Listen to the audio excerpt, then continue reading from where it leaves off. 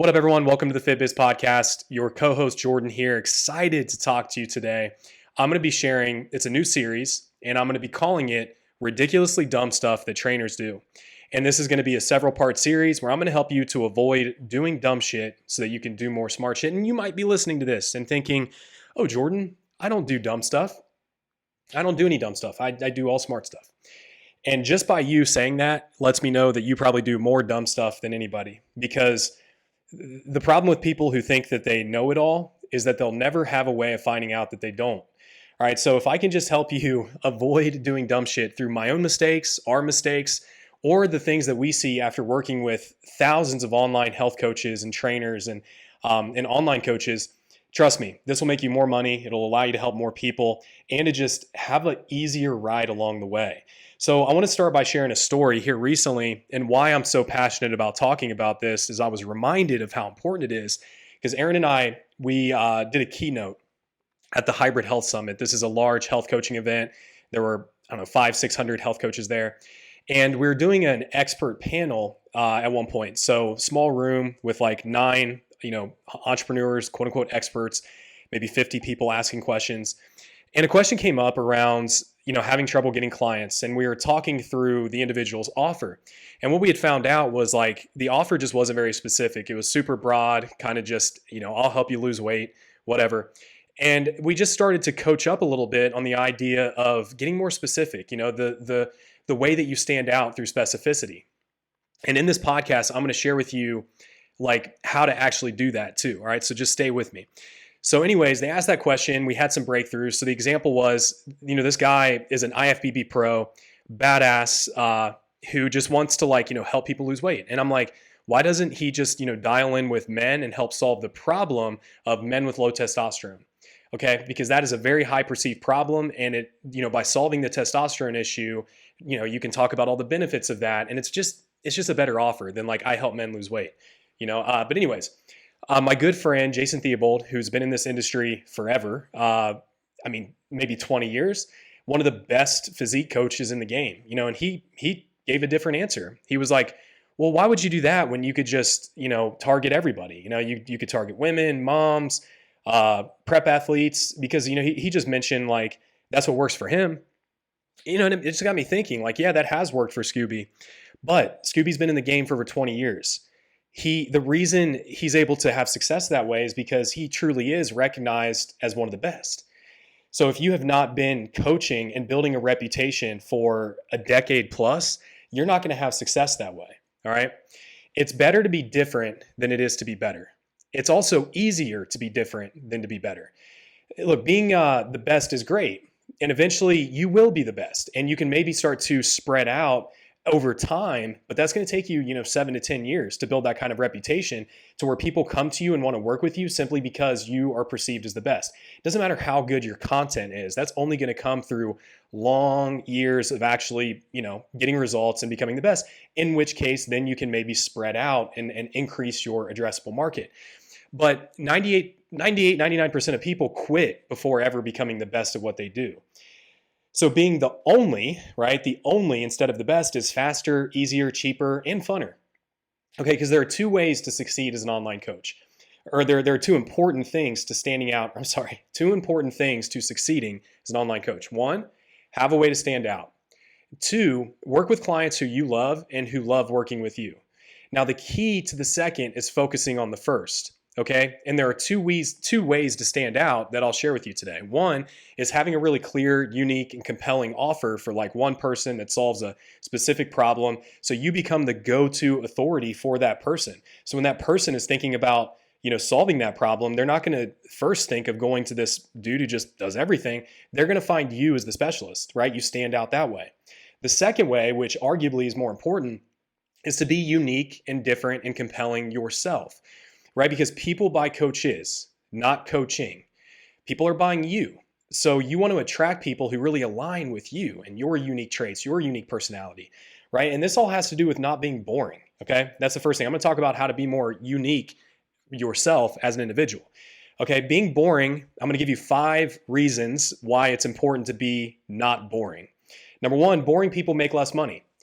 See, when you're boring, you'll attract fewer clients, and then the ones that you do attract will also be boring, and they'll most likely be broke. All right, because again, boring people just don't get the same amount of opportunities as interesting people.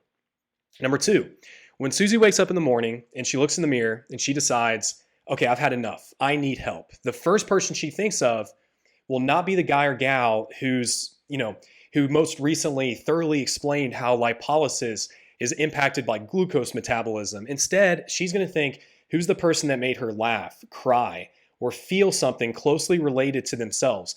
Who has the similar values, sense of humor? Who's made them feel certain types of emotion? That's going to be the person that they think about. Because again, people buy coaches, not coaching. Number three, the more polarizing you are, the more people will talk about you. And free PR is the best PR, all right? Take example of Tesla. Tesla is a $44 billion company, and they've never spent a dime on advertising. Why is that? Well, because they're unique, and the founder is extremely polarizing. The more people talk about you, the more that you're going to be exposed to opportunities. So find a way to just stand for something. Speak on what you believe and what you hate and what you do not stand for.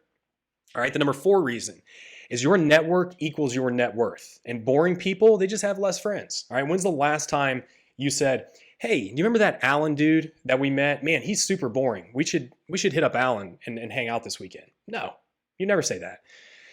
The last reason is authenticity speaks and sells itself. Okay, the more authentic you are, the more that you'll relate to your dream clients and the more you'll enjoy what you're doing, because it kind of sucks to have to show up, and make content or be a leader in the space being fake, right?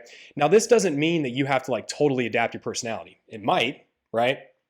But I'll give you some ways to stand out and to become more unique that both relate to you as the individual as well as the offer that you're creating. But first, I want to tell you about a story, Vanessa, who is one of our most successful IFCA clients. This was 2 years ago. We were still doing rounds of IFCA. And when she came in, I knew that she had a lot of potential, but I actually got her on a call and I was like, look, Vanessa, I'm gonna be honest with you. I think you're gonna struggle in this space because you're just pretty vanilla. You're just pretty boring. It was actually really interesting because that was her unique superpower. She has this really kind of dry, quirky sense of humor, almost like the chick from The Office. I can never remember her name. Jim's girlfriend from The Office. Very similar. And what she took from that conversation was I just need to be unique and I can't be like everybody. So I'm just going to double down on my strengths and leverage exactly who I am. She was able to take her, what I perceived as vanilla, which really it was quite opposite. It was very unique and very relatable. She looks, acts, talks like the person who you would be friends with at work. And she was able to demonstrate that online to such a high degree that within her first year of online coaching, she was able to quit her job in just 4 weeks and go full time. Then she ended up doing $400,000 in revenue year one, then $700,000 in revenue year two, right? By just leveraging her unique traits as an individual and, of course, other components, all right? The second thing is by having a more unique and compelling offer. Because look, just a few years ago, this old way of hey, I help busy women lose fat without giving up their favorite foods, that might have been good enough. But today, thousands of other coaches are kind of competing for the same clients. So that's where, we come in IFCA. We really help to repackage your offer and to make it more unique and compelling. So ask yourself this question. If you're sitting at the dinner table and you're with some friends and somebody asks you, what do you do? How do you answer that question? Most coaches say, well, I help people online to reach their fitness goals. Instead, if you're able to say something like, well, how most parents are so busy in the evening and their kids' activities and their homework that they don't have time to make a healthy dinner or reach their fitness goals, or let alone make it to the gym. So what I've done is I've created a 90-day online coaching program that helps moms with more than 3 kids lose weight within 3 months without having to go to the gym or change what their families eat. See, the more specific you are and the more unique your offer communicates, the more it's going to stand out. So that's what we do in IFCA. We really help to unpack these things and create levels of uniqueness and how you deliver the product to make it super sticky and that people stay in it and get a lot of value. All right. So the last thing is how to just stand out more as an individual. You need to know how to appeal more to emotion than just logic. All right. People will watch something that doesn't elicit emotion, but they won't share, they won't engage with it, and they certainly won't buy it. All right. So things like helping people to feel happy, right? Making somebody smile, or giving them an awe factor, like that awe shit, that shock and value, effect. Or maybe it's empathy. right? Maybe you have high amounts of empathy and that allows you to stand out. You can put yourself in your client's shoes and really bring people together and make them understand that you understand them. Or maybe it's curiosity, right? You leave people hanging. You're really good with hooks, and you don't give away the answer, right away. Or lastly, maybe it's like doing a lot of surprise stuff, right? You shock them and you surprise them. The simplest trigger of comedy is surprise. Okay. The easiest way to create surprise is by setting an expectation that something's going to happen and then do the opposite of that. So again, those are just all ways that you can, make yourself stand out. And the fourth thing, it really just comes down to being more magnetizing, because to allow people to really love you, you must also give them permission to hate you, right? So most fitness pros, most online health coaches or influencers, whatever you want to say, they just kind of post and pray thinking, how do I provide the most value? Not realizing that, again, it's what everybody else is doing. So if you can flip the script and create content that pushes the wrong people out and pulls the right people in, now you're going to really stand out. Okay. So that's it. Dumb mistake number one is trying to always be the best. You will eventually be the best, right? But why not create a business that's different early on so that you can have success and then in a more quicker fashion, become the best. All right. So anyways, hopefully this created some epiphanies for you, some aha moments, and I can't wait to share the next super dumb shit that trainers do with you.